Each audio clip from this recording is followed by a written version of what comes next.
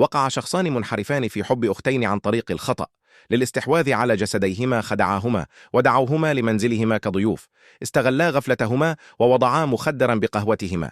لم تشعر الأختان بشيء، فرفعتا الفناجين وبدأتا الشرب، وسرعان ما بدأ وعيهما يتشوش، فأدركتا فورا أمرا غير طبيعي، فهرعتا مذعورتين للخارج، لكن لم تبتعدا حتى أمسك بهما المنحرفان وأعادوهما. وعندما استعادتا وعيهما وجدتا نفسيهما في غابة جبلية نائية، وأيديهما وأرجلهما مقيدة بسلاسل. ارتعبتا وبدأتا تتوسلان للمنحرفين. انطلقت من الغابة أصوات عواء الذئاب، فقاما بتغطية رأسيهما بأكياس. وفي اللحظة التالية اقترب رجل يرتدي قناع رأس خنزير، وعندما اقترب نزع المنحرفان الأكياس عن رأسيهما. وعندما رأت الأختان الرجل أصابهما الرعب، وبدأتا تصرخان وتحاولان الإفلات بجنون، لكن دون جدوى. في هذه اللحظة أشار رجل رأس الخنزير بإصبعه إلى إحدى الفتاتين وأخذها إلى حاوية الشحن.